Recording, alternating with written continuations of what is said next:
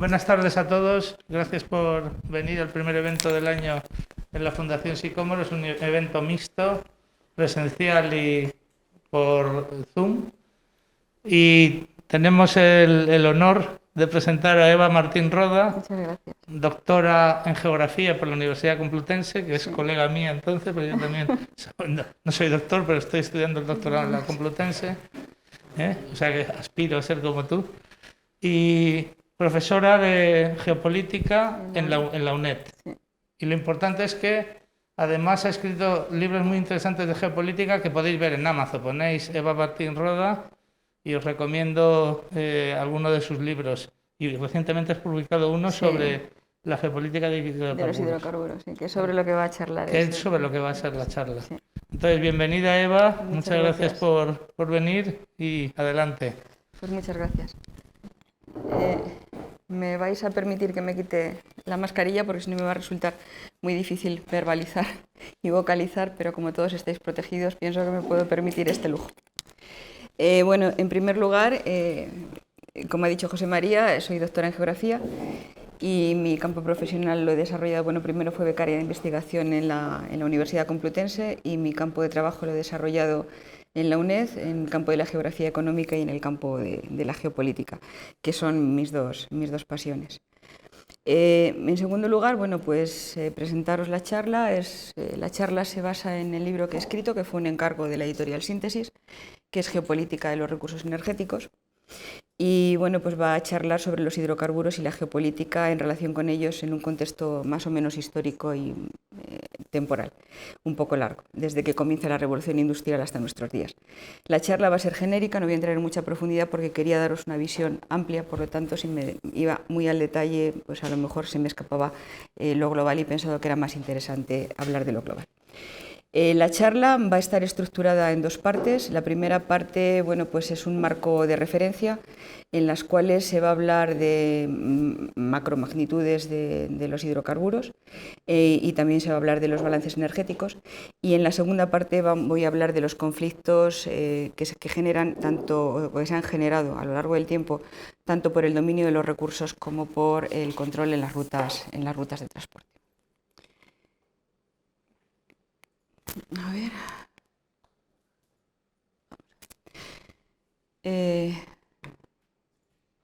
Me gustaría poderlo ver en aquella pantalla porque si no, no puedo. Ahí estamos. Vale, gracias.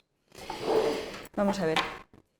Yo creo que lo primero que debemos tener claro es lo que ha supuesto desde la Revolución Industrial. He puesto 1850, aunque bueno, no todos los autores están de acuerdo en esta fecha. Unos hablan de 1840, otros de 1850, cuando comienza la Revolución Industrial. Pienso que tampoco es tan interesante. Pero bueno, lo más importante de este gráfico es que veamos el crecimiento desde 1800, como el consumo de energía ha crecido de forma exponencial, si bien con algunos picos que se han correspondido fundamentalmente con distintas crisis. En 1866 está la crisis que se llama la crisis del ferrocarril, que fue bueno, pues una burbuja inversora que tuvo unos efectos importantes, sobre todo el tema financiero, con quiebras de empresas.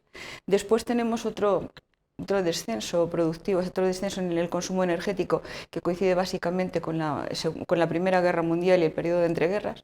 Después se dispara el consumo y después tenemos bueno, pues, lo que es toda la crisis del petróleo. Pero en líneas generales vemos que desde el año 1800 el consumo energético no ha dejado de crecer.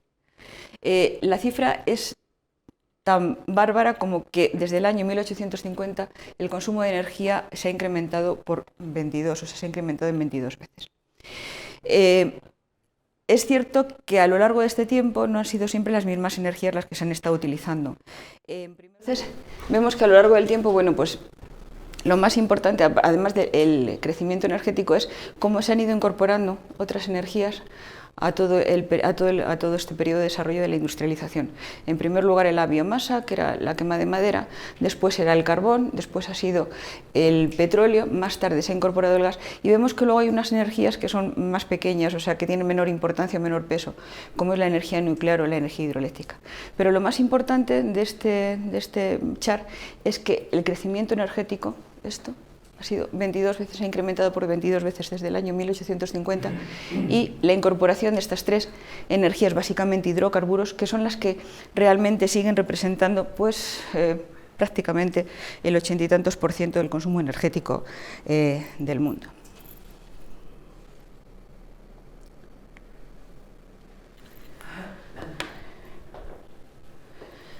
Bueno, aquí esta transparencia, lo que quiero demostrar es cómo se han ido sustituyendo unas energías por otras, ¿no? Vemos que hasta el año 1900, bueno, que el carbón se incorpora en el año 1800, pero al principio tiene poca importancia. Es a partir de 1900 cuando el carbón comienza a tener más importancia y desplaza a la biomasa. Después el carbón sigue siendo la parte más importante hasta el año 1850, después de la Segunda Guerra Mundial. En ese momento es el petróleo el que se había incorporado, pero el que comienza a tener más peso, y así sucesivamente vemos como después, coincidiendo con la crisis del petróleo, se incorpora el gas. O sea que vemos que las tres energías que siguen siendo básicas no se han incorporado en el mismo momento temporal, sino que han tenido una incorporación diferente en función de los periodos que ha ido con la industrialización.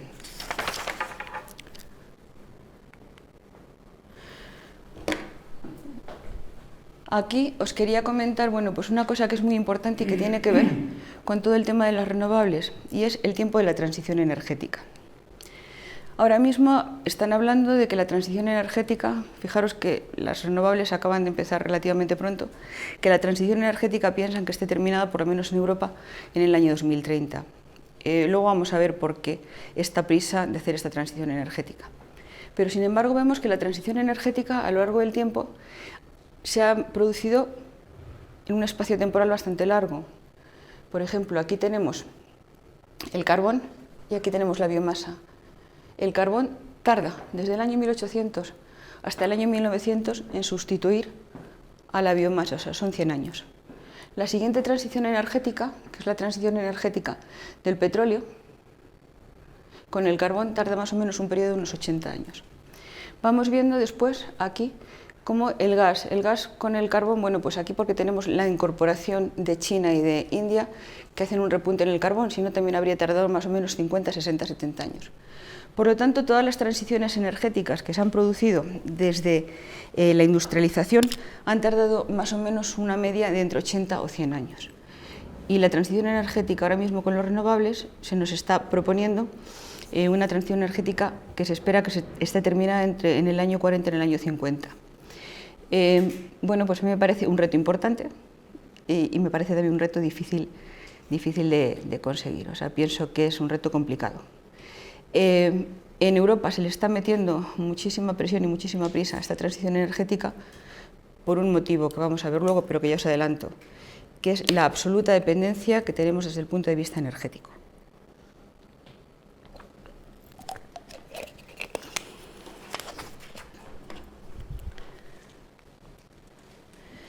Hemos estado hablando hasta ahora de los hidrocarburos, pero después hay una energía que también es muy importante en el mundo, que es la electricidad.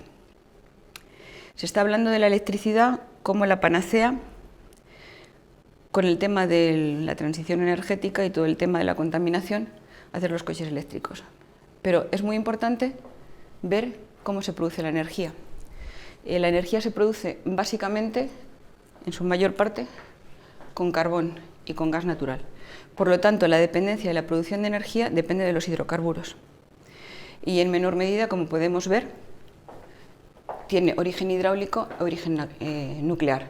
Y luego el petróleo, para producir energía, está en sexto lugar.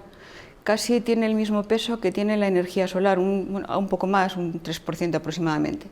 Pero vemos que el petróleo es lo que menos peso tiene en la producción energética de una energía que no es energía primaria, sino una energía que es derivada de la energía primaria, pero que sí que tiene muchísimo peso en el mundo. Realmente la energía eléctrica, fijaros que sigue creciendo y ha pasado a representar el 12% del total de energía consumida en el año 1986 a el 17%. Si realmente se produce la transición energética en el tema de toda la automoción, este porcentaje energético de consumo de energía va a seguir creciendo, porque en definitiva los coches eléctricos se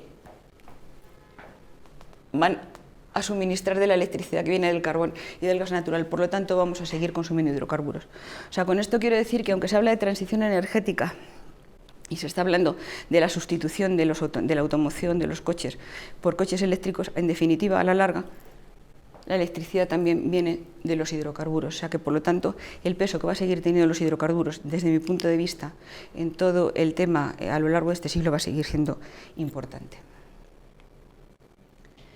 Y otra cosa también importante y que nos puede hacer reflexionar es esta energía, cómo se consume en distintos sectores productivos, ¿no?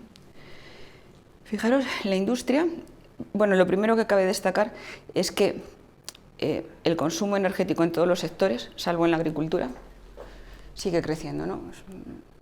¿Por qué crece esto? Nos podríamos preguntar, pues crece fundamentalmente por dos temas. Primero, porque la pobreza está disminuyendo en el mundo, cada vez las clases medias o la población va teniendo más riqueza y la pobreza va disminuyendo. Eso por un punto. Y segundo, porque estamos creciendo industrialmente, porque hay otros países que se están incorporando a la producción industrial, como son China e India. Entonces, por sectores industriales también dice, bueno, ¿cuál es el consumo energético? Pues el consumo energético, la verdad es que lo veo bastante mal desde aquí. El consumo energético, en el caso de la industria, fundamentalmente es carbón y después sigue siendo fundamentalmente gas y electricidad. En el caso, fijaros, en el caso del transporte, es el primer consumidor de un derivado del petróleo. El 92% del consumo del transporte se hace de la gasolina, ¿no? Por lo tanto, los dos sectores ahora mismo que tenemos, o los tres sectores que tenemos más demandantes de lo que sería directamente el petróleo, sería por una parte la agricultura y la pesca. Dice, ¿por qué? ¿Por qué la agricultura? Pues por todo el tema de los abonos. La agricultura tiene una alta dependencia de los hidrocarburos, sobre todo del petróleo, porque todos los elementos nitrogenados que nos sirven para crear abonos en el suelo proceden en gran parte del petróleo. Y después también es importante ver el consumo residencial. El consumo residencial sigue dependiendo de los hidrocarburos. Tenemos por una parte el consumo de biocombustibles y por otra parte el consumo de gas.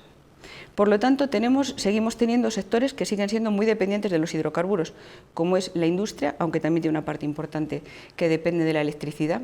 Tenemos el transporte, que también tiene una parte que depende absolutamente, su movimiento depende del petróleo. Tenemos el sector residencial, que también depende de los hidrocarburos. El que tiene menor peso, que es la electricidad, pero que también hemos visto que la electricidad para producirse depende de los hidrocarburos, es el comercio y los servicios públicos, que fundamentalmente funcionan con electricidad. Y luego también tenemos otro sector muy dependiente, porque directamente necesita del petróleo, que es el sector de la pesca y la agricultura. Por lo tanto, vemos que la mayoría de los sectores productivos que estamos viendo tienen una dependencia directa de los hidrocarburos, o sea que la transición que estamos hablando energética, desde mi punto de vista, cuando se hace el análisis detallado, se ve que es bastante difícil, porque aquellos sectores que no dependen directamente de lo que es los hidrocarburos tienen una dependencia importante de la electricidad, bueno, por el consumo doméstico, y la industria un 30%, un 20 y tantos %, y hemos visto que la electricidad también se produce a través de los hidrocarburos. Por lo tanto, nos encontramos en un periodo de transición energética en la cual los sectores industriales, los sectores productivos, dependen en una elevada medida de los hidrocarburos. Por ejemplo, la industria todavía sigue dependiendo muchísimo del carbón, porque bueno, pues está toda la producción de aceros, de hierros y todas estas cosas que dependen directamente. Y luego el resto de sectores económicos o de sectores productivos que tienen una dependencia directa de los hidrocarburos. ¿Qué va a pasar o qué es lo que dicen las agencias? Porque todas las agencias hacen proyecciones. Yo he cogido la proyección de la Agencia Internacional de la Energía, pero otras agencias siguen haciendo proyecciones. Por ejemplo, British Petroleum también ha hecho proyecciones. Pero bueno, a mí la más interesante o la más fiable me ha parecido esta. ¿Qué va a pasar o cómo va a evolucionar de aquí al año 2040? ¿Por qué el año 2040? Bueno, pues porque según algunos autores o algunos directivos de grandes empresas petroleras dicen que en el año 2043 no vamos a tener petróleo. Entonces, bueno, pues casi todas las proyecciones tienen como límite el año 2040. ¿Cuál va a ser la evolución en el consumo? Pues la evolución, lo que piensa la Agencia Internacional de la Energía, es que el petróleo en el año 2040 se va a estancar, que va a seguir incrementándose el consumo de gas, que el carbón realmente va a descender cosa que yo no lo veo, no estoy segura, porque cada vez que se produce una subida de los hidrocarburos, me refiero con hidrocarburos a gas o petróleo, China e India tiran rápidamente de su producción interna de carbón. Entonces es algo que estamos viendo recurrente, que cada vez que hay una subida en los hidrocarburos, petróleo y gas, China e India empiezan a producir carbón. Por lo tanto, esto se supone que es en la situación que estamos actual económicamente y la situación política que tenemos. Por lo tanto, yo tengo mis serias dudas de que esta predicción del carbón sea cierto. La energía nuclear parece que se va a mantener más o menos estable y luego bueno, pues encontramos que las energías renovables, según estas proyecciones, van a ser muy importantes. Esto es lo que os decía anteriormente, me parece realmente un reto y espero que se pueda cumplir, aunque yo veo esta situación bastante difícil. Bueno, la energía hidráulica parece que sí que va a seguir subiendo su consumo como parte del mix energético, pero básicamente parece que las dos energías que las proyecciones dicen a futuro va a ser el gas natural y las energías renovables. El gas natural se piensa que desde el momento presente hay reservas para unos 63 años, o sea, eso es lo que más o menos, 60, 63 años es lo que hablan algunas de las fuentes que he consultado. En cualquier caso, el dato más importante es que en el año 2040 petróleo, gas y carbón van a seguir formando parte en casi 2/3 de lo que es la producción de energía. O sea que la transición energética, incluso en las mejores proyecciones, las más optimistas, los renovables forman parte, una parte muy pequeña de esa transición energética y lo que son los hidrocarburos siguen siendo la parte más importante de todo este mix productivo. Hay ahora una cosa aquí que sí que es muy interesante, hay una serie de mapas que nos va a permitir ver claramente toda esta cuestión de los hidrocarburos y por qué los hidrocarburos, básicamente el petróleo y el gas, que es lo que me voy a hablar, que es lo que me voy a centrar, han generado una serie de conflictos a lo largo de la historia. Fijaros, estamos hablando de las reservas de petróleo. Ojo, son las reservas probadas. Esto no quiere decir que sean reservas verídicas. ¿Por qué? Primero, porque habrá países que no hayan declarado lo que tengan y, en segundo lugar, porque hay dos espacios muy importantes que tienen declarado el secreto sobre las reservas.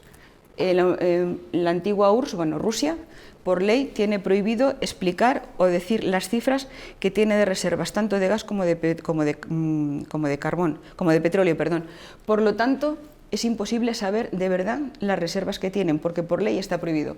Y luego, Arabia Saudí tampoco, siempre es muy opaca con respecto a eso, no dejan de ser estimaciones y este país tampoco nunca da cifras. Pero bueno, más o menos vemos que en Oriente Medio está el 48% de las reservas de petróleo del mundo. Si sumamos Oriente Medio y Venezuela, tenemos casi el 70% de las reservas mundiales de petróleo. El 70% de las reservas de petróleo se localizan en dos espacios. Y además, los dos países más importantes en reservas de petróleo son Venezuela y Arabia Saudí, con el 17% aproximadamente. Si bien hay una diferencia importante entre ambos espacios, mientras que el petróleo de Arabia Saudí es un petróleo que llaman dulce y de fácil refinado y fácil extracción porque está bastante superficial, el petróleo venezolano es un petróleo que tiene mucho azufre, es un petróleo que procede de arenas bituminosas, que es de difícil refinado, viene de la cuenca del Orinoco. Y bueno, la nueva tecnología es lo que le ha permitido incrementar el porcentaje de reservas que tenía, que antes no eran tan intensas. Pero en cualquier caso, estos dos países, entre estos dos, están controlando el 35% de las reservas mundiales de petróleo del mundo, lo cual me parece, bueno, pues bastante interesante. Luego hay otros espacios que también, bueno, pues tienen petróleo, aunque tienen en menor medida, como por ejemplo, bueno, pues puede ser Canadá, puede ser Estados Unidos, y además, bueno, quiero comentaros una cosa, nada más no he puesto todos los países por no empastar el mapa, solamente hemos puesto aquellos países que superaban el 1,5%, tenía una cifra igual al 1,5%. Otro espacio que también es interesante, que tiene unas reservas importantes de petróleo, es Canadá. Canadá tiene prácticamente un 10%, un 9,5% de reservas de petróleo, pero son unas reservas que de momento son difícilmente explotables porque por temas ecológicos tiene mucha contestación. ¿Por qué? Porque son pizarras, no son arenas, son pizarras bituminosas. Entonces, poder extraer el petróleo de estas pizarras bituminosas contamina mucho el ambiente, por lo tanto, incluso tiene prohibido internamente poderlas explotar. Canadá ha dicho, bueno, tranquilos, o sea, como esto es un tema que está limitado y las reservas son limitadas, en algún momento vosotros mismos me pediréis que explote estas reservas bituminosas. Pero bueno, estas pizarras bituminosas, pero bueno, yo no sé si esto se llegará a ser o no, pero bueno, en realidad aquí vemos dónde están los espacios fundamentales y quiero que os vayáis fijando en una cosa, ¿no? Que vayáis fijando en todos los mapas que voy a ir poniendo en lo que es Europa, con respecto a todas estas reservas. Bueno, voy a volver para atrás. Quiero que recuerden ustedes las cifras de las reservas y ahora vamos a ver las cifras de producción. Vemos que los espacios que son principalmente productores no coinciden con aquellos espacios que tienen las mayores reservas. De hecho, Norteamérica, con el fracking, ahora mismo está produciendo el 23% de energía y de petróleo, y si veíamos, tiene solamente unas reservas del 3,5%. Mientras que Oriente Próximo, que tenía un 40%, su producción es el 33,5%. ¿Por qué es esto interesante de destacar? Quiere decir que aquellos países que tienen menor cantidad de reservas son los que más están produciendo. Por lo tanto, en un momento determinado, si no cambia la tecnología, agotarán sus reservas.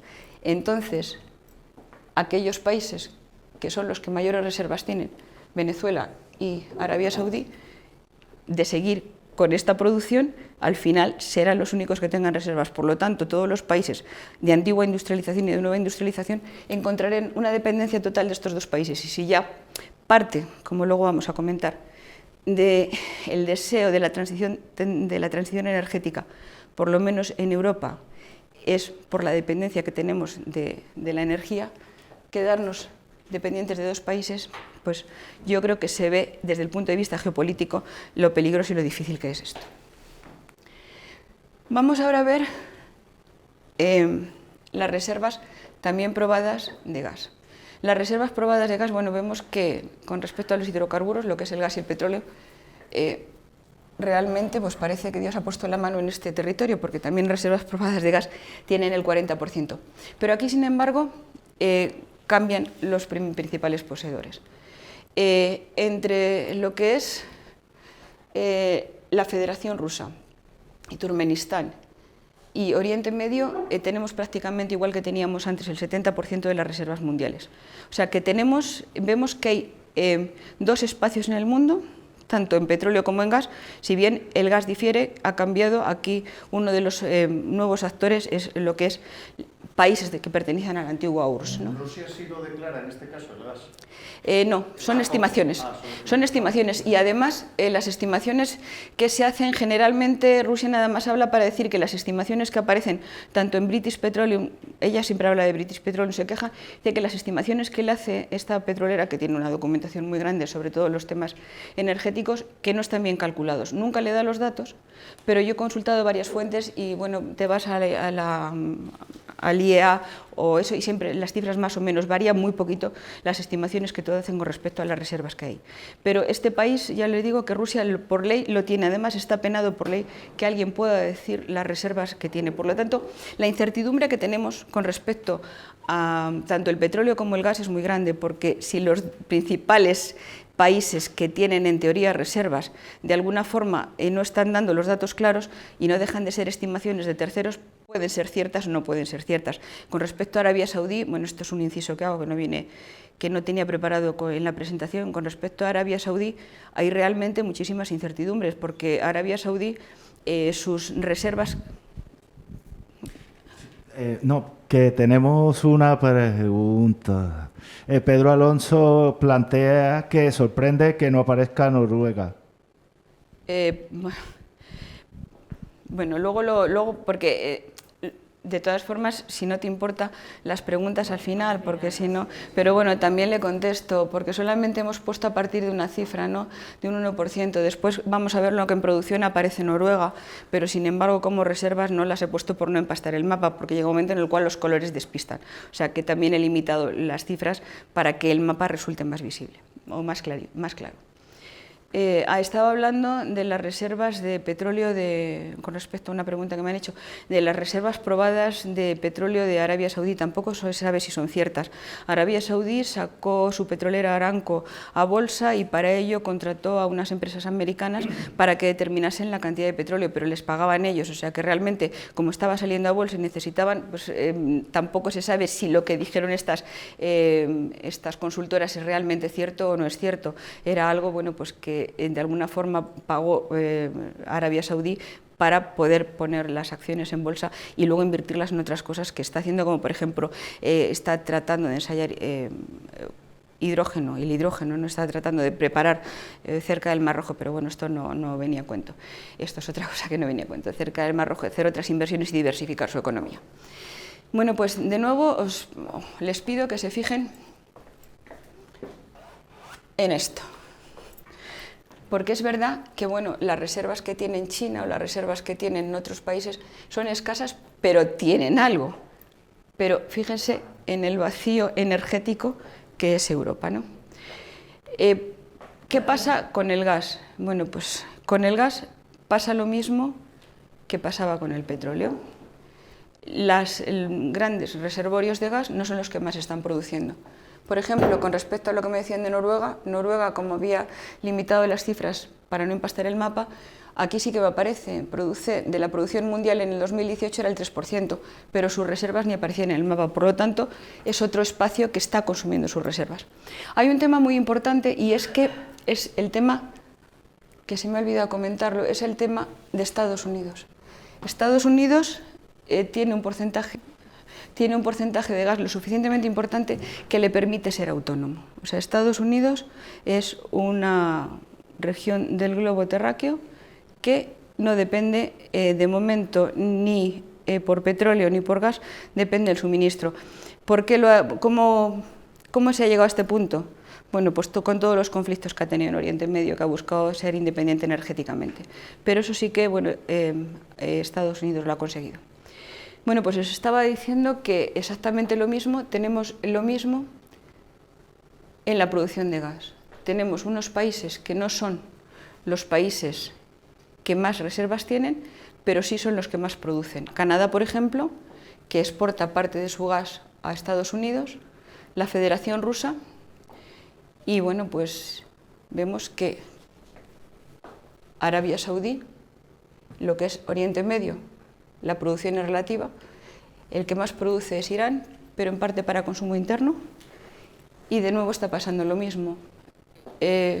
Los grandes reservorios se mantienen y se está produciendo en aquellos espacios donde las reservas son menores, por lo tanto se están consumiendo las reservas de determinados sitios. ¿Cómo se consume este gas? Pues bueno, es muy importante esto, porque aquí vemos qué es lo que está pasando. Los principales consumidores de energía del mundo son en petróleo los países de antigua industrialización, Estados Unidos, la Unión Europea, que consume el 12%, y luego los países de nueva industrialización, como son China e India. Y de gas, de nuevo la Unión Europea, Estados Unidos, América del Norte, y China. Y luego también son consumidores de gas la Federación Rusa para consumo interno, además de para exportarlo, e Irán. Por lo tanto, si nos fijamos, dos vacíos energéticos importantes, que son un vacío en Asia y la Unión Europea, pero fundamental, en primer lugar la Unión Europea, son los primeros demandantes de energía del mundo. Por lo tanto, ¿qué conclusiones podemos llegar con esto que les he venido contando? En primer lugar, que las fuentes de energía primaria a lo largo del siglo XX y XXI han sido en el primer periodo de la revolución industrial el carbón y que luego han sido sustituidas por los hidrocarburos, petróleo y gas. Que a lo largo del siglo XXI, según mi idea o mi forma de entenderlo y las conclusiones a las que yo he llegado, van a seguir siendo las fuentes energéticas más importantes a lo largo del siglo XXI, por lo menos en las dos terceras partes.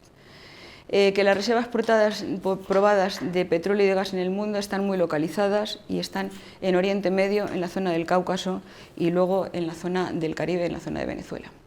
Y que el consumo de esas grandes energías también está muy localizado. ¿Dónde está muy localizado? En los países de antigua industrialización, que es la Unión Europea, en América del Norte y en Asia-Pacífico, que son los países que se están incorporando a la industrialización, como son China, India, bueno, y Japón, que ya estaba incorporado, o Corea del Sur.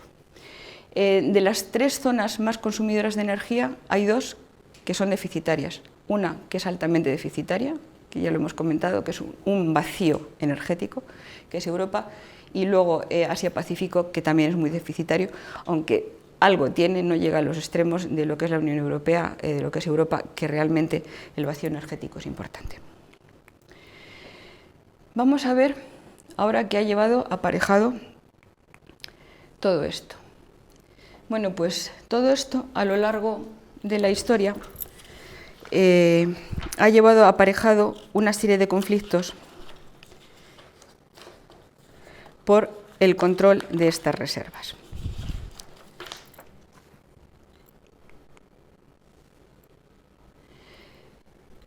Ha habido una zona productora que vamos a pasar un poco por alto, pero que sí que les quiero comentar. Las reservas del Caribe, ¿no? Bueno, en las reservas del Caribe había 2 sitios fundamentalmente que tenían importantes reservas. Una era México. Estas reservas entraron en las compañías norteamericanas, se fueron agotando muy rápidamente a lo largo a los inicios del siglo XX. Realmente, bueno, pues cuando empieza la Primera Guerra Mundial, la extracción que se hace del petróleo mexicano es una extracción masiva para el tema de guerra. Y entonces, bueno, pues en el año 1938 México se da cuenta de que sus reservas están desapareciendo y nacionaliza el petróleo, pero ya es demasiado tarde, o sea, ya el petróleo mexicano no es suficiente y México ya tiene que empezar a importar petróleo. Cuando empieza a agotarse el petróleo mexicano, las empresas norteamericanas se van a Venezuela. Y entonces, bueno, pues desde los años 20 entran en Venezuela y están hasta los años 43. Los venezolanos se dan cuenta de que les va a pasar lo mismo que a los mexicanos y entonces hacen una ley de hidrocarburos y después en el año 1971 lo nacionalizan y bueno, pues ya el tema, pero los conflictos, aunque han sido relativos, han sido un poco empresariales y tal, los conflictos realmente donde se producen es en Oriente Medio. Antes del reparto de Mesopotamia, había surgido toda una serie de cosas en Estados Unidos. Está Bessel, se llama George Bessel, es un empresario norteamericano, ingeniero e industrial, que se da cuenta de la importancia. Bueno, esto es una anécdota. En Estados Unidos, en Pensilvania, el petróleo se extrae como un producto de desecho de la sal. O sea, estaba tan a flor de suelo que se cogía la sal y entonces para extraer la sal uno de los productos que se producían de desecho era el petróleo. Este petróleo se comercializaba, esto que vemos en las películas, que van vendiendo unos elixires, bueno, pues era el petróleo que se vendía para solucionar cosas como el reuma, o sea, los charlatanes estos que iban por Estados Unidos. Entonces, bueno, George Bessel se da cuenta de que este petróleo tiene muchas posibilidades para el consumo doméstico, porque se utiliza para la iluminación de las casas, como queroseno. Y entonces fundan lo que se considera la primera compañía petrolera del mundo, que es la Pennsylvania Rock Oil Company. También, a la par que George Bessel funda esta compañía, hay otra persona que se da cuenta que este petróleo que se empieza a extraer en Pensilvania necesita un cierto refinado para venderse como queroseno, y les va a sonar el nombre, y entonces decide crear una compañía, se llama Rockefeller. Entonces se funda la Standard Oil Company, que es, bueno, pues realmente la primera compañía o la gran compañía petrolera del mundo. Rockefeller exporta a Europa el 50% del queroseno que produce para la iluminación doméstica. En estos momentos también, en este periodo del tiempo, estamos hablando de mediados del siglo XIX, bueno, pues se descubre petróleo en Bakú, y también les va a sonar el apellido de estas personas. Hay unos empresarios europeos que empiezan a comercializar queroseno y hacer competencia a Rockefeller. Estos dos hermanos se apellidaban Nobel.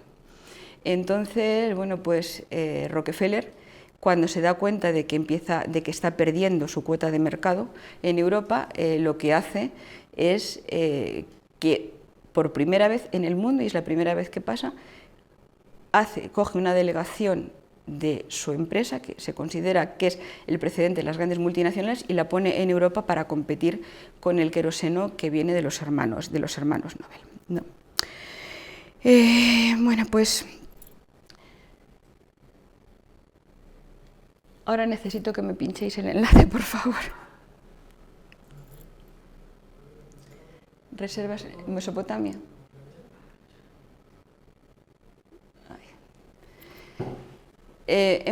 Bueno,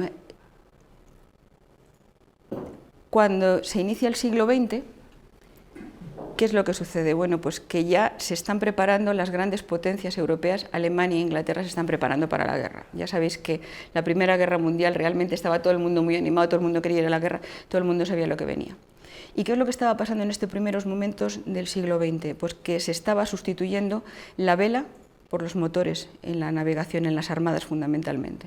Entonces las dos grandes potencias del momento, que eran Alemania e Inglaterra, estaban peleando por el petróleo. Se descubre petróleo en Mosul y Alemania llega a un acuerdo con el Imperio Otomano y consigue que le den la exclusiva de la extracción de este petróleo a cambio de la construcción de un ferrocarril que iba desde Bagdad, planificado, hasta Berlín.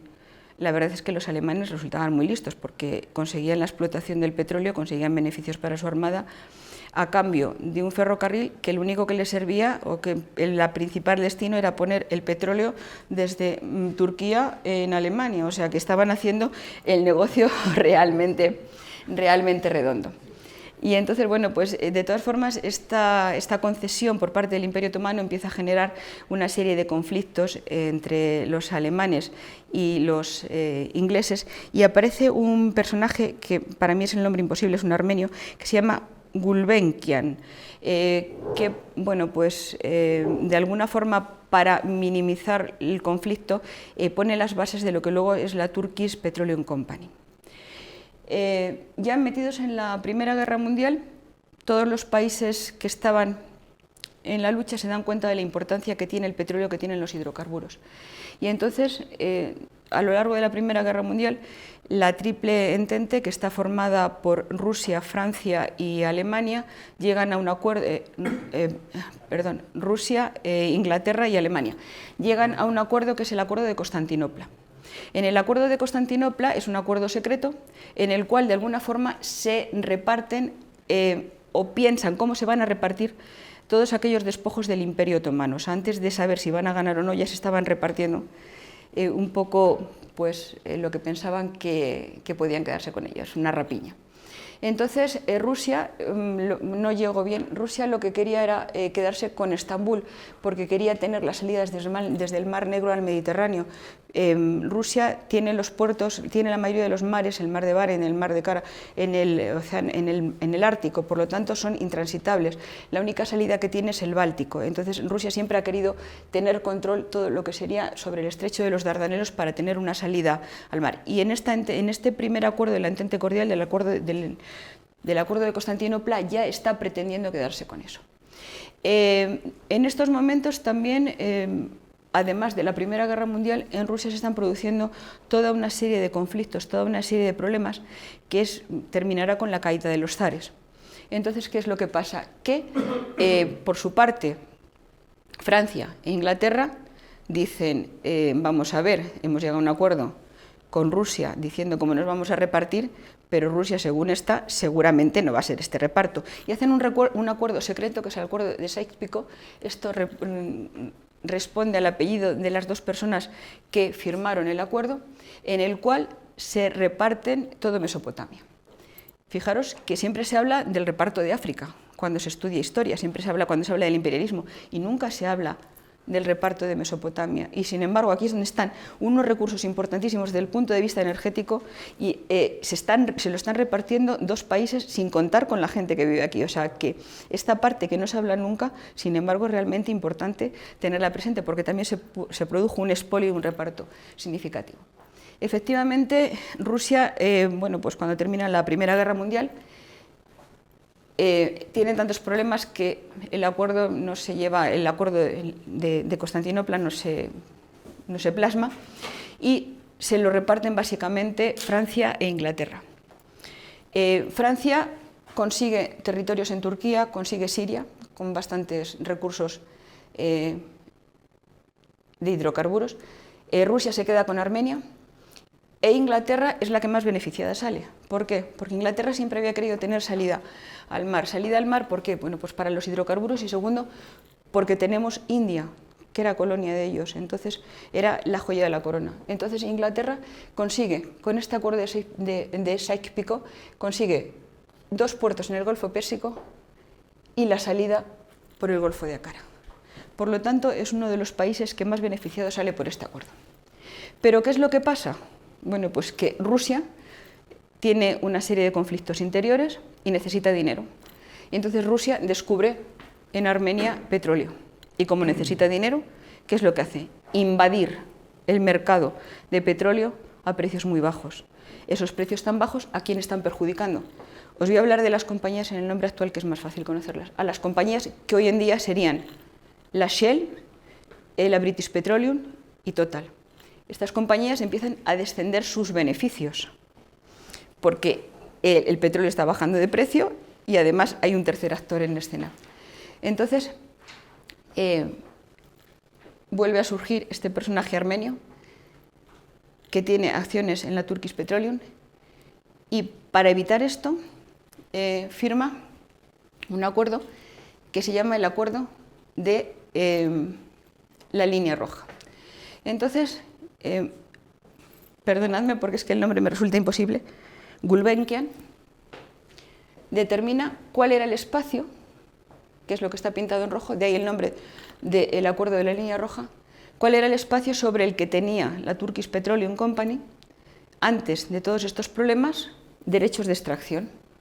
Y entonces se reúne con las tres compañías, los dos países y las 3 compañías más perjudicadas, y firman un acuerdo en el cual se le da a la Turkish Petroleum Company los derechos en exclusiva de explotación y de comercialización a cambio de un porcentaje de participación en la extracción equivalente a la participación que cada una de estas empresas tenía en la compañía, que era del 23%. Él se queda con el 5% de la compañía. Por lo tanto, bueno, pues tenemos aquí que para evitar, y ellos deciden porcentajes de extracción, lo cual les permite determinar el precio y Rusia queda fuera del acuerdo. Si me puedes...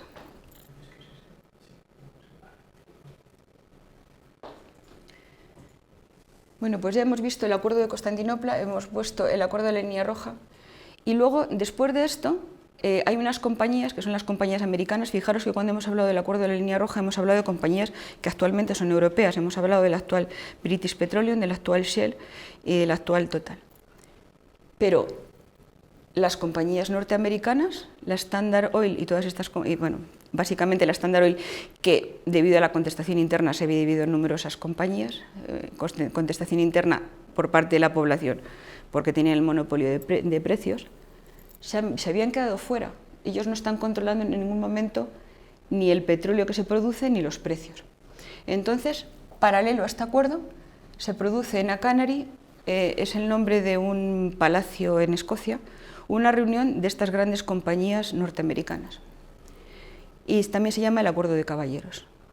Y estas grandes compañías norteamericanas son las que van a dar origen a lo que se va a llamar el Cártel de las 7 Hermanas.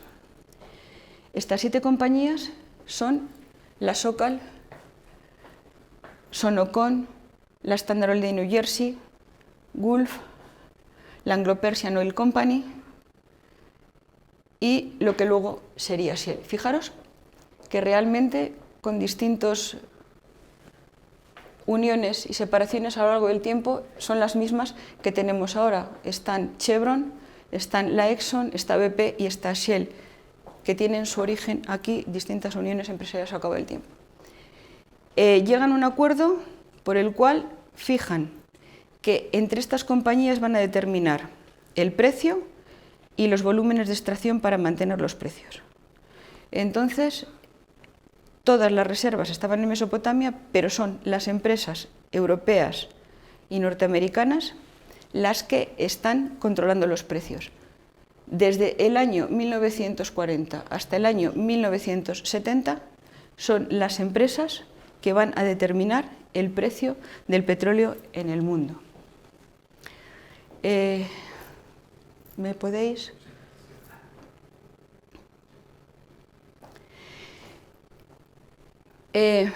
Paralelamente a estos acuerdos, ¿qué es lo que se está produciendo también? En el año 1938, Estados Unidos entra en la península arábiga. ¿Y cómo entra en la península arábiga? ¿Por qué entra en la península arábiga? Bueno, me vais a permitir que vuelva un poco para atrás. En la Primera Guerra Mundial, Inglaterra pide a la familia Al Saud que le permita, o sea, su socio en la Primera Guerra le permita transportar materiales, personas a través de la península arábiga e incluso de alguna forma se comprometa en la guerra con ellos y les dé soporte. A cambio de un dinero económico, a cambio de suministrarles armas y a cambio de que cuando acabase la guerra, si uno de los vencedores era el Reino Unido, que les permitiese tener acceso a Siria, o sea, que Siria pasase a formar parte de lo que es Arabia Saudí. Entonces, bueno, pues el Reino Unido, en un primer momento, empieza a cumplir sus compromisos, pero cuando va pasando el tiempo, les deja de suministrar armas, en un momento en el que Arabia Saudí estaba, os va a sonar, estaba en conflicto con Yemen por las fronteras, sigue en conflicto, o sea, todavía sigue el tema ahí, les deja de pagar el dinero como indemnización y Siria ya se habían dado cuenta que no iba a ser para ellos. Entonces, en este momento, la Standard Oil de California, soportada por Estados Unidos, porque siempre detrás de todos estos procesos, de todas estas grandes empresas petroleras, siempre han estado los países. De hecho, cuando British Petroleum es expulsada de Persia, quien se persona en el juicio no es British Petroleum, además se persona en el juicio como demandante el gobierno británico, o sea que por lo tanto siempre detrás de estas grandes empresas hay intereses nacionales. Y entonces, ¿qué es lo que hace British Petroleum representando a Estados Unidos? Le da todo aquello que se había comprometido Inglaterra a darle a la familia Al Saud. Entonces, en este momento es cuando comienza el declive de Inglaterra como gran potencia, inicia y se comienza el auge de Estados Unidos, que luego, después de la Segunda Guerra Mundial, es cuando se consolida como gran potencia zonal en la zona de Arabia Saudí. También surge una empresa conjunta que es Aramco, que después bueno, pues se convierte en la empresa petrolera en exclusiva de Arabia Saudí. Después, bueno, pues ya estamos viendo cómo realmente hay una colonización, cómo las grandes empresas están repartiendo el petróleo de todas estas zonas, cómo no se está teniendo en consideración a la gente que ahí vive y lo que es peor, y cómo los beneficios no se están repartiendo. Os he puesto aquí este pequeño cuadro porque, bueno, en el año 1951 Irán decide que se acaba con esto y que de alguna forma comienza, además de un proceso de independencia, un proceso de nacionalización. Pero fijaros en Irán, ¿qué es lo que pasa? Entre el año 1940 y el año 1950, los beneficios netos que había tenido APOC habían sido el 243% con respecto a la inversión. De esos se había llevado llamándolos como impuestos, ellos los denominan impuestos, realmente son beneficios, el 400% de los beneficios habían ido a parar a Gran Bretaña, mientras que Persia se había quedado solamente con el 124% en este periodo. Por lo tanto, los persas se están sintiendo robados, se están sintiendo que les están quitando pues, sus pertenencias para hacerse ricos otros. La independencia de Irán marca el principio y después bueno, pues, surgen otra serie de independencias. El Canal de Suez en el año 1956, la independencia de Irak, Kuwait en el año 61, los Emiratos Árabes Unidos en el 72, Bahrein y Qatar en el año 71 y casi lo más importante es la creación de la OPEP en el año 1973, que surge como reacción al cártel de las 7 hermanas, porque son los que de alguna forma están controlando precios, están controlando volúmenes productivos. Entonces, si me pincháis, por favor. Sí. En el año 1973 se consolida lo que se llama la OPEP. Son 2 países fundamentalmente los que inician esto, que son Venezuela y Arabia Saudí. Venezuela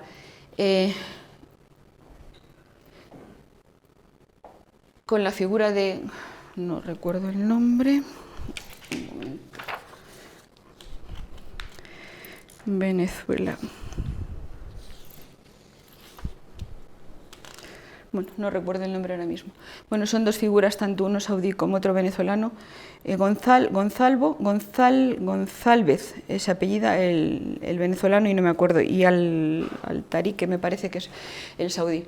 Y comienzan a hacer esto que realmente, ¿qué es lo que pretende la OPEP en su fundación? Bueno, pues pretende enfrentarse con el cártel de las 7 hermanas. Y entre sus ideas está hacer lo mismo que ha hecho las 7 hermanas, fijar precios, quitar la potencia que tiene el cártel de las 7 hermanas, determinar producción y controlar sus recursos. Son, bueno, fundamentalmente los países que lo fundan son los países fundadores son de la península arábiga, Irak, Irán, Arabia Saudí, Kuwait, Emiratos Árabes Unidos y Venezuela. Y luego otros países vemos han entrado posteriormente y otros han entrado y han salido. Pero yo creo que lo principal que tenemos que hablar aquí es por qué, si el cártel de las 7 hermanas tiene un periodo tan largo en el cual está controlando precios y en el cual está controlando producción. Fijaros, tengo aquí unas notas tomadas.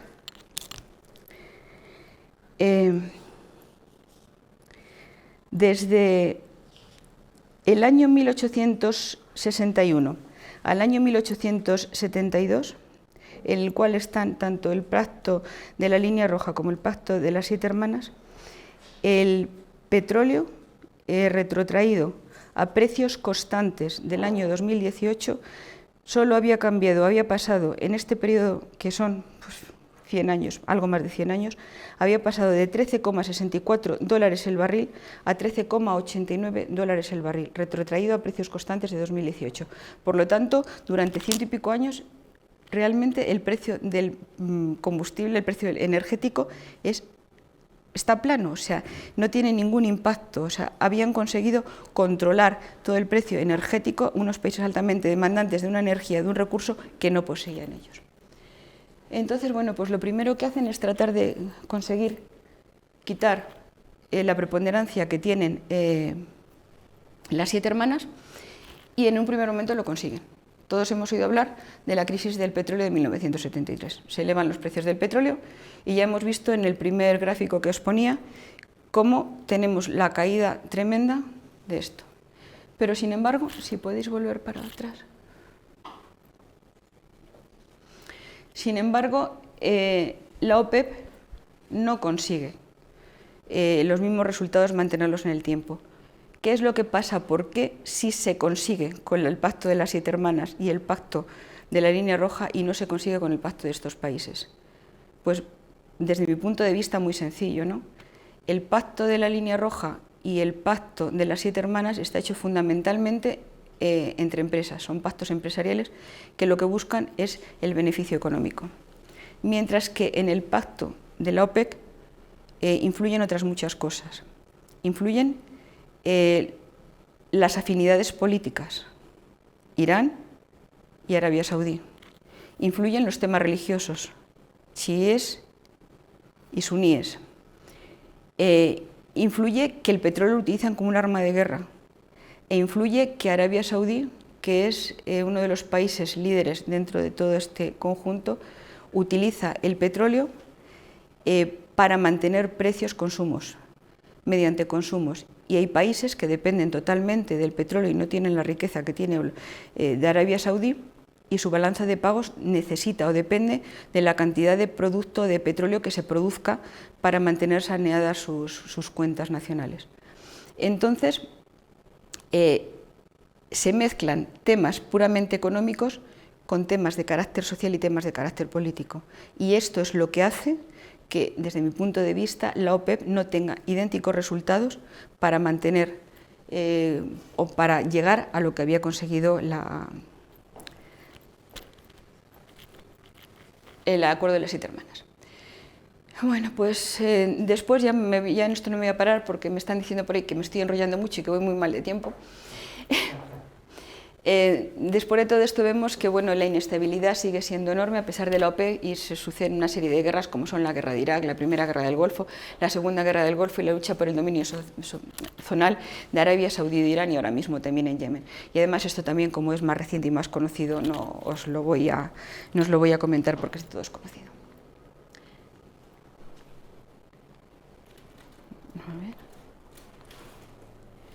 Otro tema de conflicto es el control del transporte. Ya habíamos visto que estaba muy localizado los temas energéticos, la demanda y la producción.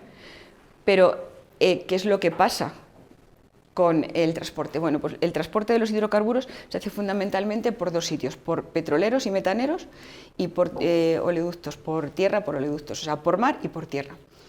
Vemos que los principales demandantes, el principal productor es el Golfo Pérsico y desde ahí tiene que llegar a la Unión Europea, tiene que llegar a China y bueno, pues también llega desde Rusia. Vemos bueno, pues que fundamentalmente lo que es la zona asiática o lo que es Estados Unidos, vemos que todo este transporte se hace por mar.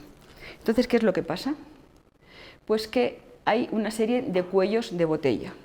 ¿Qué son estos cuellos de botella? Son aquellos lugares de difícil paso donde puede haber conflictos y pueden ser cortados de forma política para evitar el transporte y esto puede generar conflictos y puede generar crisis económicas. ¿Cuáles son los principales espacios que tienen? Bueno, pues uno de ellos es el espacio de Malaca, ¿no? El estrecho de Malaca.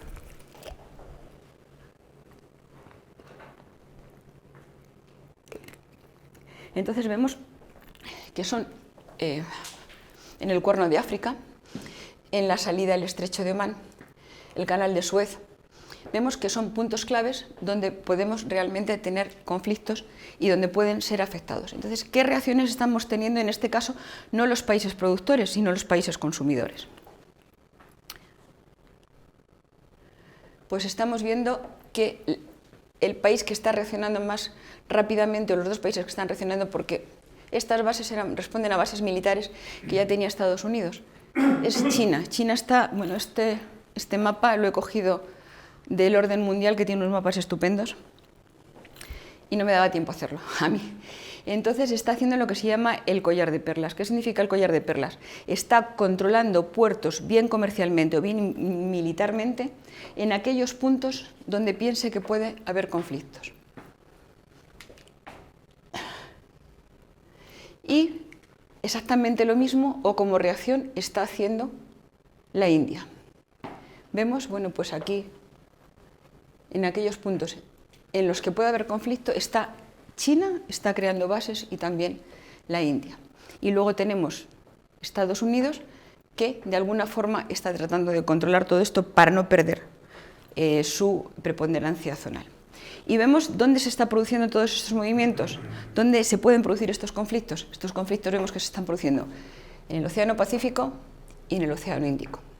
O sea que está cambiando, aquí también tiene que ver con que está cambiando el peso económico, está cambiando donde los conflictos se van a producir. Están yendo al Océano Pacífico y al Océano Índico porque son los espacios económicamente, industrialmente emergentes.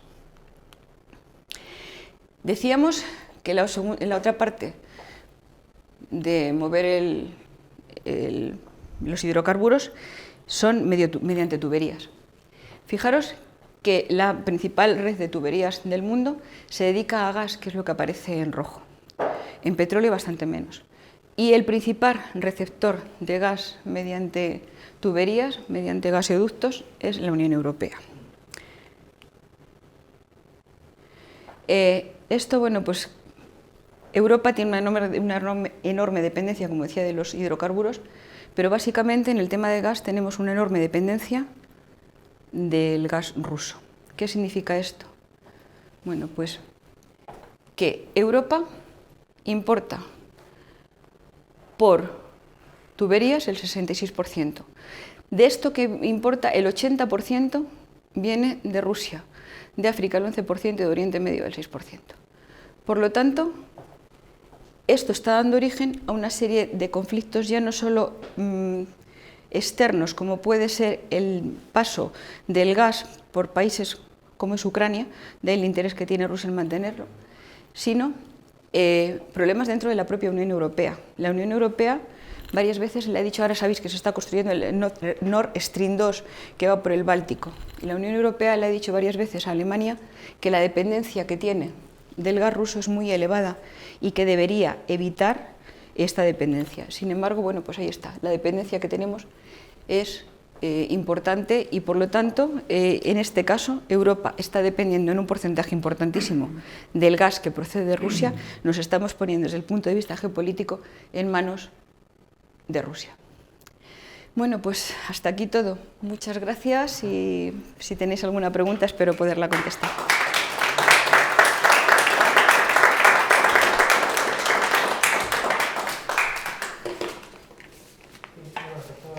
Sí.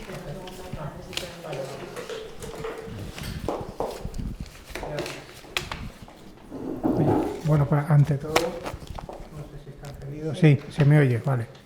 Ante todo, muchísimas gracias por tu explicación y enhorabuena. Muchas gracias. Porque creo que ha sido muy clarificadora. Yo quería saber, porque yo lo del horizonte del petróleo hasta el año 40 y pico yo lo había oído. Sin embargo, con el tema del fracking parece que se había roto un poco esa barrera temporal, ¿no? ¿En qué medida eso es cierto? ¿Se ha roto esa barrera temporal o seguimos todavía con esa idea? Pues el problema, bueno, hay una teoría que es el pico de Hoover, que dice que llega un momento en el cual la extracción de un hidrocarburo, ya sea petróleo o ya sea gas, deja de ser rentable. Este señor hizo una serie de algoritmos, una serie de proyecciones y determinó que en Estados Unidos el petróleo iba a dejar de ser rentable en el año 70 del siglo pasado, en el año 1970. En el año 1900 se cumplieron sus predicciones, en el año 1970 descendió la producción de Estados Unidos porque no era rentable.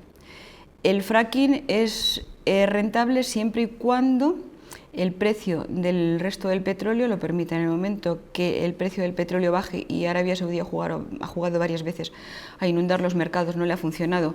¿Por qué no le ha funcionado? Bueno, pues porque se le quitaron las sanciones a Irán y entonces no fue consciente de que además del petróleo que estaba poniendo en los mercados iba a llegar el petróleo iraní y entonces no iba a bajar, o sea, no iba a conseguir hacerlo.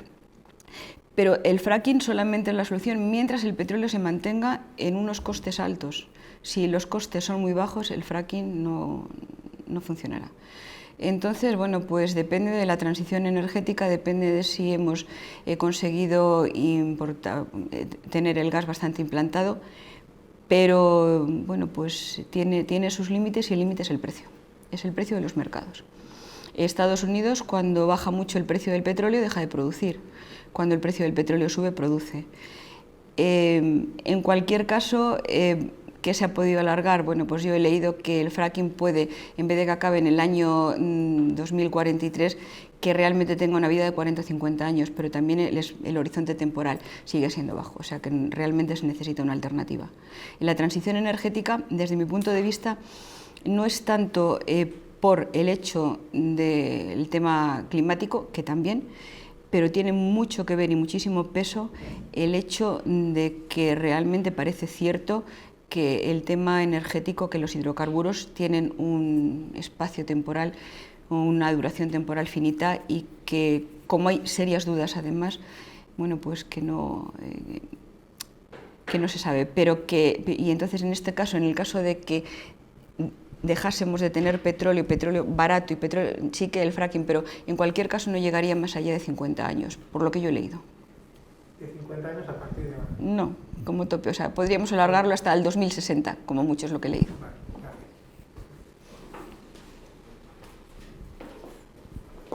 Bueno, tenemos varios comentarios de la gente que nos está siguiendo desde casa. Lo primero, Miguel Agujetas, pues con relación a, bueno, a los nombres que te faltaban sobre los fundadores de la UP, te da dos nombres, Abdullah Al-Tariki y Juan sí. Pablo Pérez Alfonso. Alfonso, ese, efectivamente, sí.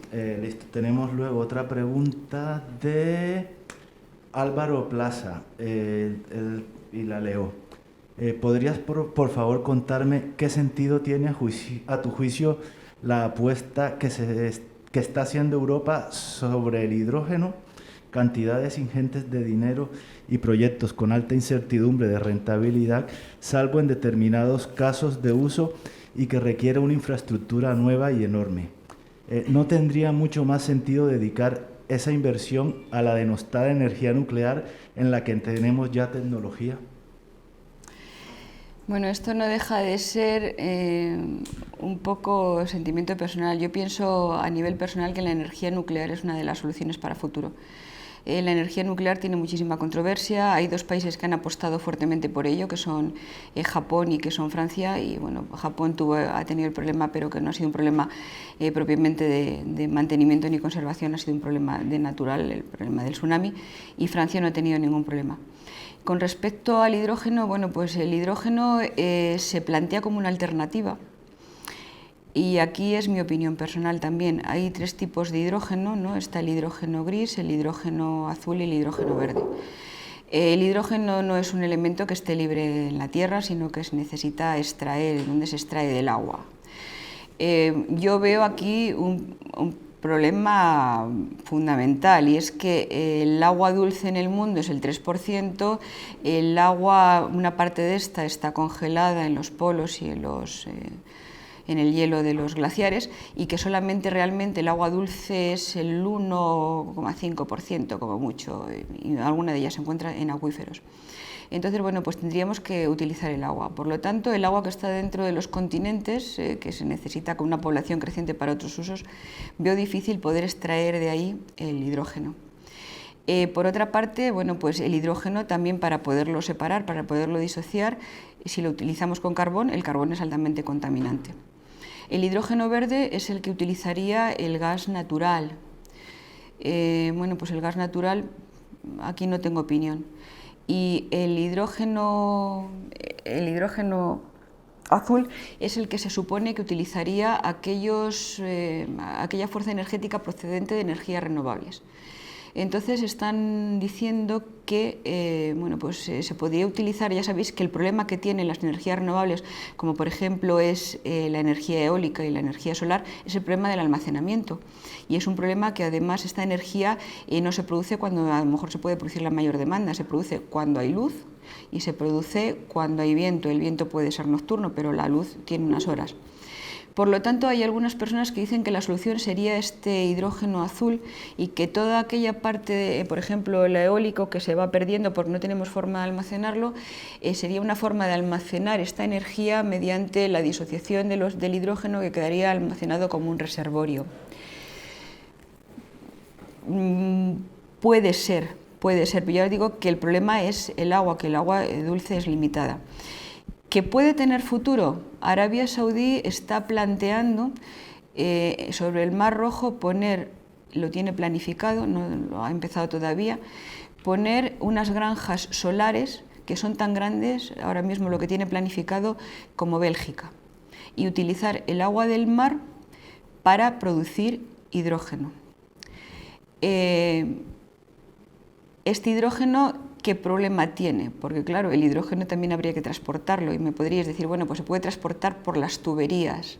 Vale, pero resulta que las tuberías que ahora mismo que hay para transportar gas y para transportar petróleo parece que no son aptas para transportar el hidrógeno, porque se queda pegado a las paredes. Tendrían que hacer unos procesos por dentro de meterle unos polímeros y poderlo transportar. Entonces, bueno, pues puede ser una solución.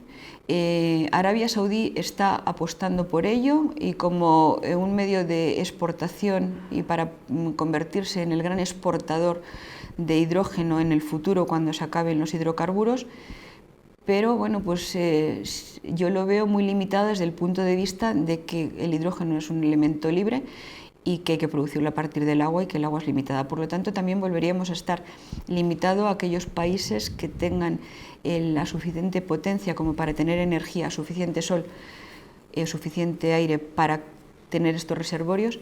Y luego además, por ejemplo, Arabia Saudí, uno de los problemas que he leído y que creo que tienen las plantas solares es el hecho de que se acumula el polvo, entonces cuando se acumula el polvo dejan de producir. Entonces puede ser la solución, pero no lo veo a corto plazo, lo veo a largo plazo y además me parece que está bastante en pañales todavía el tema.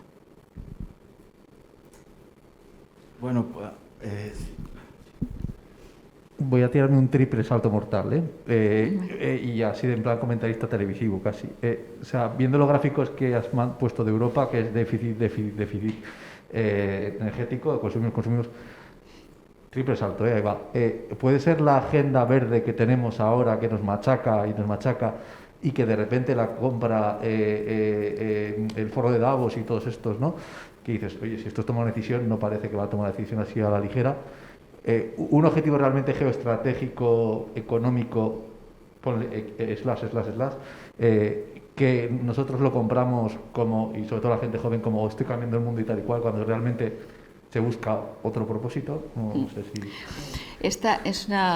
Gracias por tu pregunta, me parece muy interesante porque en la asignatura que tengo de geopolítica es una de las preguntas recurrentes a lo largo del tiempo. ¿Por qué Europa está tratando de hacer esta transición energética tan deprisa? Y bueno, todo el mundo lo adorna con el tema del medio ambiente. Y hay algunos que dicen que bueno, este sacrificio que nos está suponiendo. Y entonces yo le contestaba el otro día a un alumno, decía, vamos a ver, aquí hay un tema claro, y es que si tú dices a la población que la transición energética o la urgencia que tenemos por la transición energética, por realizar la transición energética, es un tema de no dependencia, un tema geoestratégico, la población no está dispuesta a hacer sacrificios. Pero si tú esto lo adornas con el tema, que no voy a entrar en la discusión de si realmente hay cambio climático o no hay cambio climático, es otro tema, con el tema de que es un beneficio para el medio ambiente, digo, la gente está dispuesta a hacer todo tipo de sacrificios. Por lo tanto, desde mi punto de vista, es un tema principalmente geoestratégico. La dependencia que tiene Europa, el vacío energético que somos, la dependencia que tenemos de Rusia, con todos los problemas que podemos tener con el transporte del gas. Lo acabamos de ver ahora mismo con el transporte del gas que nos venía de Argelia. O sea, nos están diciendo que no tenemos problemas, que el gas nos viene por metaneros. No es verdad, o sea, el problema que estamos teniendo es que si antes nos costaba euro, nos está costando 3, por lo tanto nos está encareciendo y nos está haciendo menos competitivos.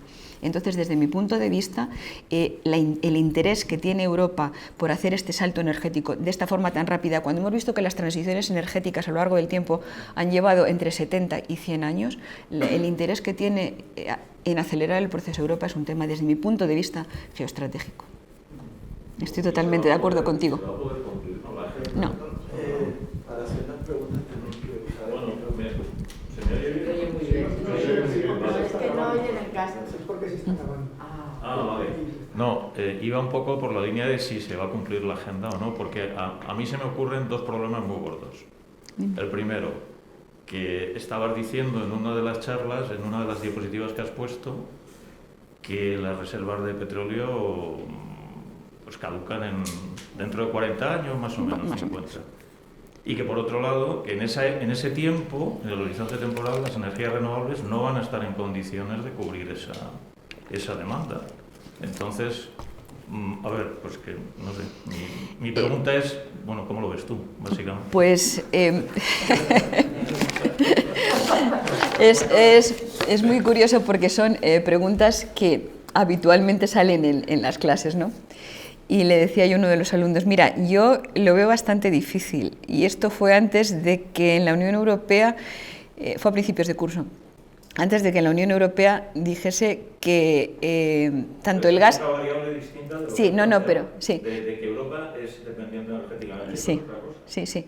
Yo le decía a este alumno, digo, mira, yo creo que la respuesta está en que vamos a empezar a hablar, y esto fue a principios de curso, antes de que la Unión Europea dijese, la Comisión Europea dijese que tanto el gas como la energía nuclear eran verdes. Digo, creo que vamos a empezar a ver un blanqueo de la energía nuclear. Y entonces este alumno me vino y me dijo, oye, ya se está empezando a cumplir lo que has dicho, que se está blanqueando la energía nuclear. Entonces la transición energética en Europa, mediante lo que son energías verdes, o sea, eólica, hidráulica, granjas solares, solar, la veo difícil. Y yo creo que en algún momento determinado vamos a tener que acudir al soporte de la energía nuclear. Pero es mi opinión, o sea, porque a mí la transición energética, la demanda energética que tiene Europa solamente con recursos energéticos renovables no lo veo factible. No llega. Y luego hay otro problema, yo creo que es una polémica muy reciente, es una polémica muy reciente, por lo menos yo me enteré hace muy poco, y son los espacios, es decir, hay gente, hay un foco de opinión que dice que, bueno, que llenar de granjas solares y de molinos eólicos y tal, dice que eso tiene primero que es una agresión bastante clara al medio ambiente porque es finito, los espacios son finitos, y en segundo lugar que tampoco se sabe si hay tantos espacios para que eso tenga recorrido, ¿no? Por ejemplo, las granjas solares plantean un gran problema, y es que tú, donde tienes una granja solar, estás quitando tierra para los cultivos. Si la población sigue en aumento, realmente estás quitando espacio para producir alimentos. Pero eso no está en el debate, yo no lo sé. No está en el debate, eso no está en el debate, por lo menos en el debate habitual de la gente, pero sí que está en el debate académico. Estas sí que son preguntas que mis alumnos me plantean en clase. Bueno, ¿qué pasa con esto? Digo, pues que estás detrayendo espacios productivos para producir alimento en una población que está en crecimiento. Entonces, bueno, pues la solución puede ser que a lo mejor tenemos que hacer granjas de insectos, como nos están diciendo, pero... ¿Granjas de qué, perdón? De insectos, como nos están diciendo que comamos insectos, pero yo no me veo por la labor. O sea, esto es una broma, ¿eh? Esto es una broma. Pero realmente sí que hay un límite para poner todos estos recursos energéticos dependiendo del medio ambiente. Sobre todo las granjas solares tienen un impacto tremendo. Y sobre todo para cubrir toda la demanda que van a dejar para cubrir toda la demanda, claro, necesitarías ir incrementando todas estas superficies y detrayéndolas de otras producciones. Y realmente cuando vas a necesitar ese espacio para producir alimento. Entonces, bueno, pues es complicado. Hay un gran problema. Sí, Bill Gates ya lo ha visto y es por lo que está apostando por hacer carne sintética. O sea que a lo mejor ahí hay un negocio. Ya.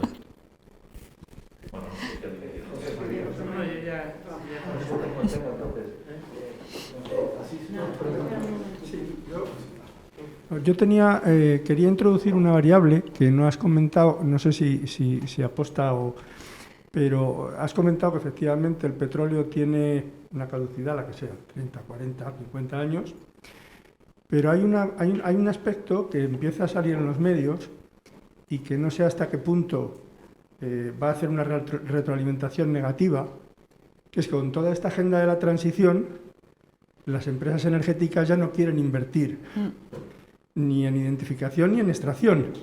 Entonces, incluso aunque las reservas den, nos podemos encontrar con que no hay forma de producirlo. Sí.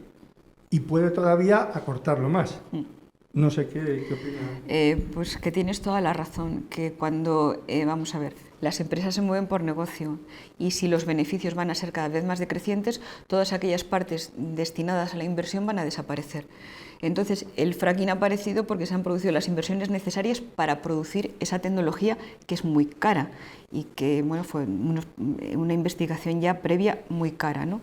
Entonces, si realmente tú estás pensando que tus beneficios en un periodo de tiempo que son 30 o 40 años, tus proyectos o tu inversión en I+D va a ser más. Por lo tanto, ya de alguna forma tú incluso estás cercenando las posibles reservas que haya, porque las estás limitando. O sea, que estoy totalmente de acuerdo con tu observación. Y no lo he puesto porque llega un momento en el cual tienes que cortar por algo, por algún sitio.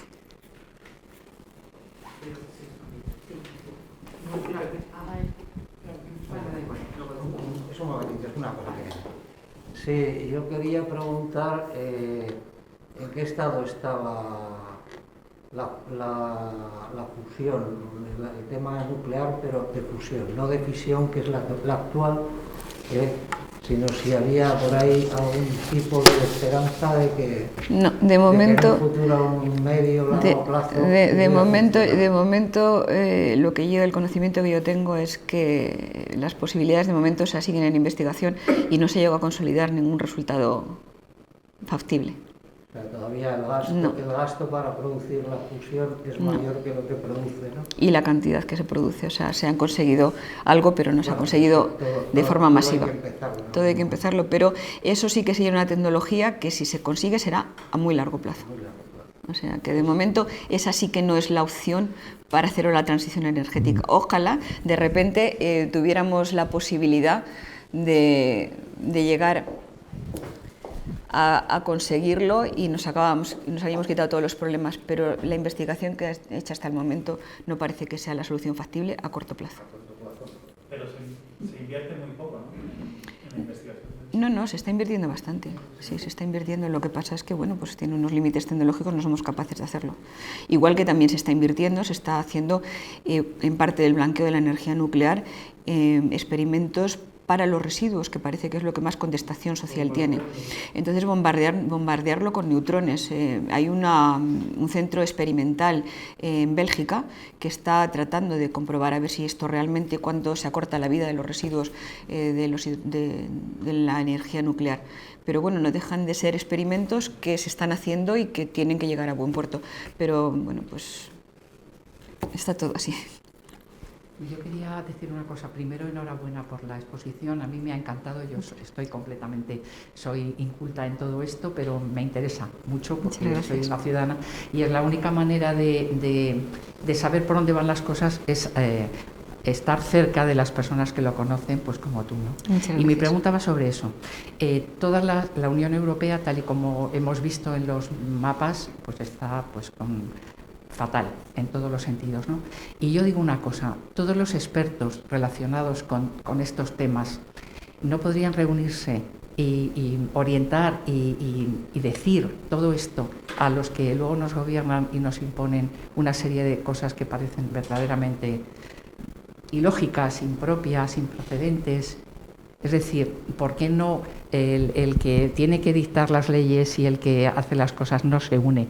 O no se une a los expertos y escucha y se ponen de acuerdo, porque yo no sé, me parece que el conocimiento va por un lado y la política va por otro, y entonces es un caos, ¿no?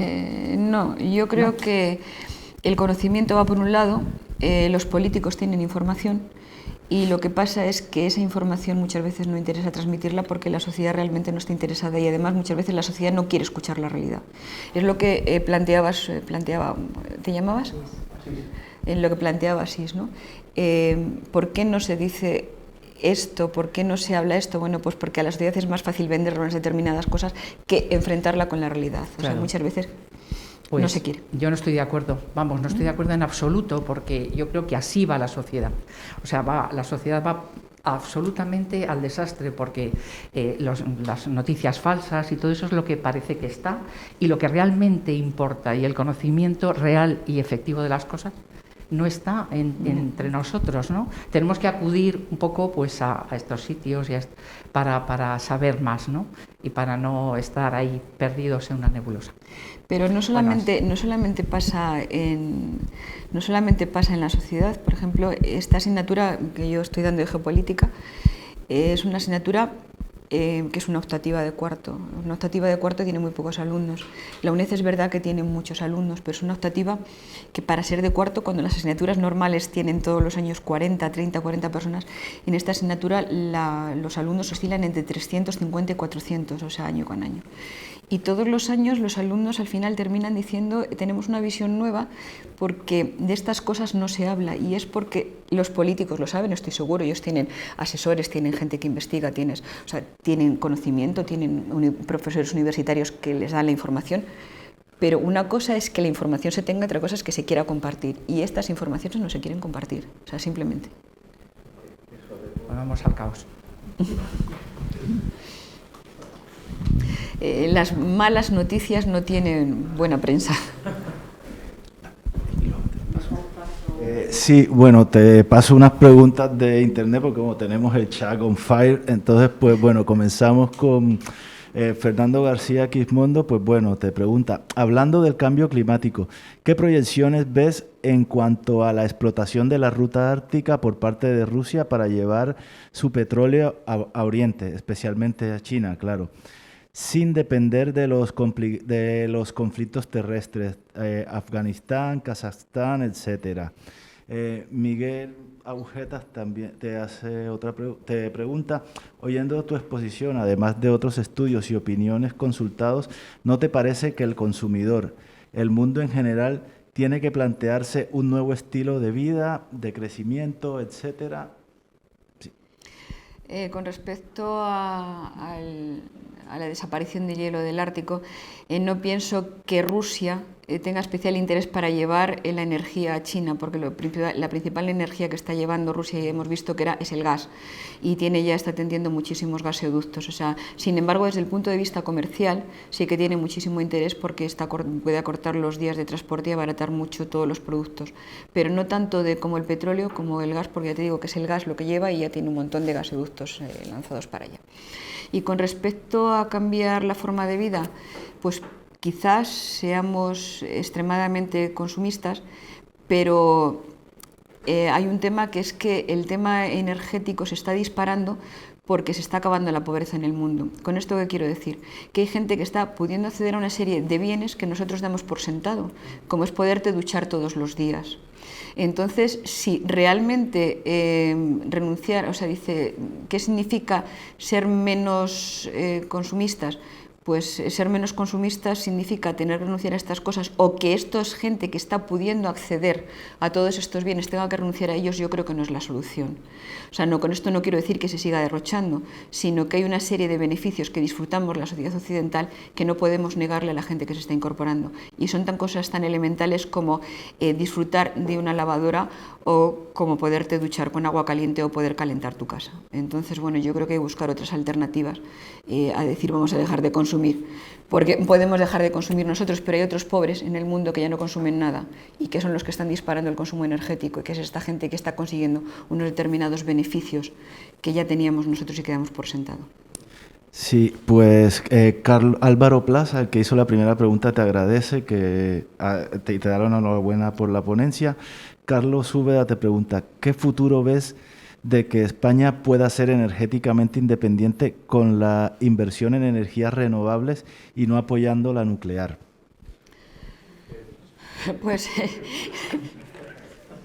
sinceramente pienso que lo mismo, o sea, que las energías renovables tienen un límite, que además el tema es poder almacenar esto, y que estas energías renovables se pueden producir en un momento determinado, pero que dentro del mix energético productivo español pues pueden representarnos en la cifra exacta, pero a lo mejor un 20%, más o menos. Entonces, con ese 20% no creo que tengamos la posibilidad de utilizarlo. Yo creo que el soporte de la nuclear va a ser básico, o el tema del hidrógeno, pero el hidrógeno ya os digo que lo veo un poco largo, y sobre todo, bueno, pues con una serie de hándicap, como es la producción, que muchas veces necesita energía. Si es con el carbón es muy contaminante, y si es con el gas, bueno, pues también es contaminante, ¿no? Entonces, bueno, pues creo que al final nos estamos negando.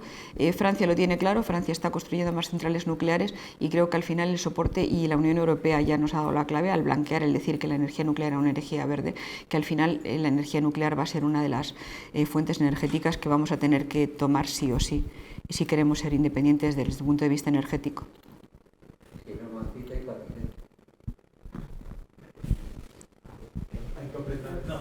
No, habla tranquilamente. Vale, pues buenas tardes o noches, y gracias por la exposición, porque la verdad es que ha sido para mí muy brillante, y una manera de entender a la gente de a pie pues bastante útil.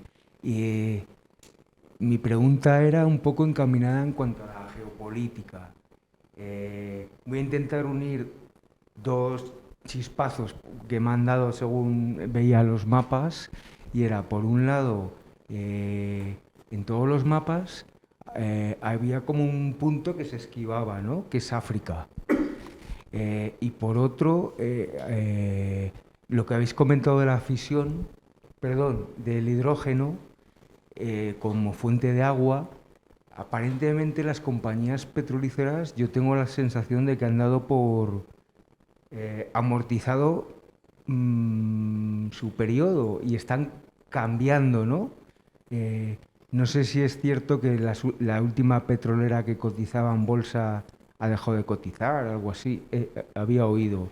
Pero por otro lado, en América, en Nueva York, por otro lado, parece que esto del plan verde o como agenda verde y tal, a mí me genera dudas. Entonces, se me ha ocurrido que si nos podías explicar un poco qué papel juega esto África y sus recursos, o el agua. No sé, porque parece como que se está obviando, ¿no? de todas las cuestiones y de todo el debate, o que no tiene relevancia, no lo sé. Vamos a ver, estoy hablando del tema de los recursos energéticos. África tiene mucha relevancia desde el punto de vista de otros recursos, pero no de los energéticos. Tiene un poco de petróleo en la zona del Golfo de Guinea, tiene gas en la zona del norte, pero por eso no lo he hablado, no he comentado nada, porque desde el punto de vista que yo estaba hablando no se trata. Es verdad que es muy importante otros recursos energéticos y que China está invirtiendo en África. Y además tiene una forma de inversión muy curiosa, y es que invierte en proyectos. O sea, China en África está invirtiendo en proyectos, haciendo ferrocarriles, haciendo carreteras, en aquellos lugares donde le interesa. Y estas inversiones las hace mediante créditos. Cuando estos países, como el puerto que teníamos y que había visto, se había quedado en Pakistán, estas inversiones las hace mediante créditos que luego les pide la devolución.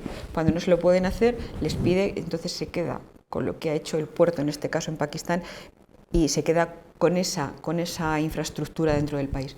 Entonces no he hablado por eso, porque los hidrocarburos en África realmente no son relevantes. Tiene otros muchos recursos que en mis clases sí que hablo de ellos, pero en este caso no. O sea que pues, todos los temas de muchas de las guerras que tiene en África es por otro tipo de recursos, ¿no?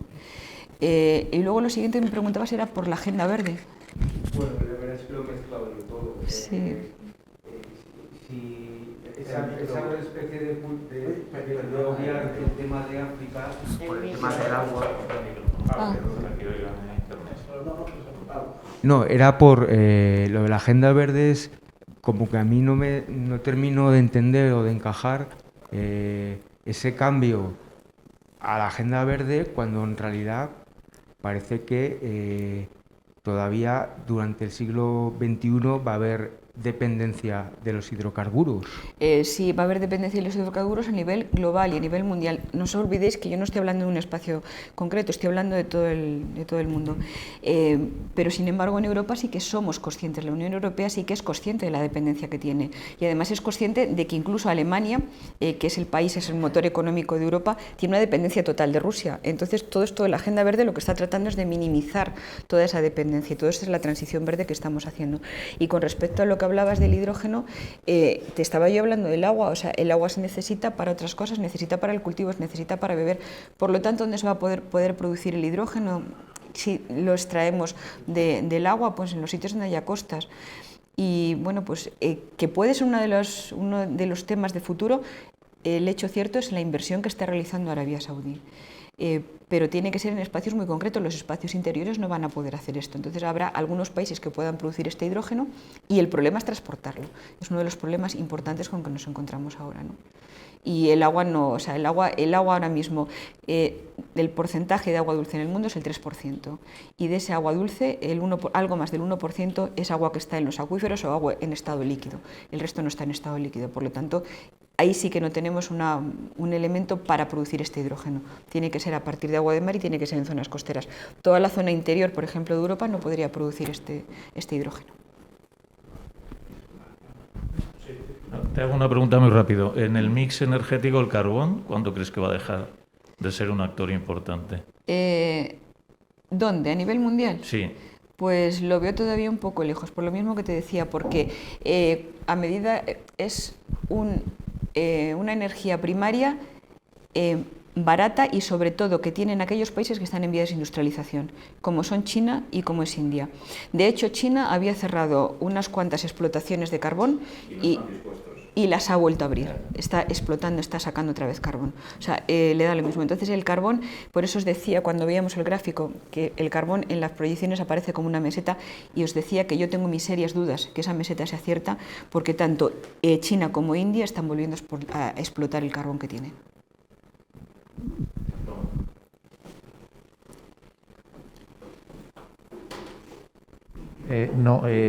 Me voy a mojar contigo también porque yo sí que opino que creo que la gente no queremos saber cosas y que metemos la cabeza debajo de la tierra y ya está, y somos pocos los que venimos aquí a intentar entender cosas. Eso uno. Dos, el tema del decrecimiento también me mojo yo en ese sentido porque suena muy appealing, pero es un tema egoísta totalmente de Occidente, de oye, yo me quedo como estoy y tú te quedas ahí atrasado, sin agua potable, sin nada. Me parece una cuestión tremenda, esa segunda. Y la tercera, que es otra reflexión, y ya va la pregunta, ya termino, es que había oído que de los residuos, yo soy ingeniero, de los residuos nucleares, como que la energía nuclear no usamos todo el material y mandamos o sea, hay mucho desperdicio que se está empezando a reutilizar. Entonces, como que hay unas centrales nucleares como de tercera o cuarta generación, como que hacen más uso intensivo del material nuclear. No sé si... Lo desconozco, este tema lo desconozco. Y que además incluso ese material, lo que decían, que se podía reutilizar, porque se ve que lo usamos hasta el 98 o el 97% solo. O sea, que solo usamos un 3%, que es muy bajito o algo así. He leído algo y he leído que centrales de nueva generación pueden realmente utilizar más de lo que se utiliza y minimizar los recursos, pero no sabría decirte las cifras. Vale. Y ya la pregunta ya de periodista otra vez es, como has dicho lo de la carne, nos están colando también lo de que no comamos carne. ¿Crees que tiene algún tipo de conexión? O, no, porque parece como que si hace... No sé si ya está ya demasiado periodista, no lo sé. No, lo digo por lo del terreno para las placas solares, etcétera, etcétera. Bueno, pues yo creo que esto ya, además, bueno, me parece bien para ir acabando tu comentario al respecto de la carne, pero no podemos olvidar que el ser humano se ha desarrollado su cerebro porque ha estado comiendo carne, porque comió carne, y que si no hubiéramos comido carne hubiéramos sido herbívoros, seguramente no estábamos aquí hablando porque no nos habíamos desarrollado. Por lo tanto, las proteínas, sean de origen animal, son necesarias. Entonces, bueno, si Bill Gates consigue fabricarlas en una finca, pues estupendo, pero yo prefiero también otro tipo de comida. Pues nada.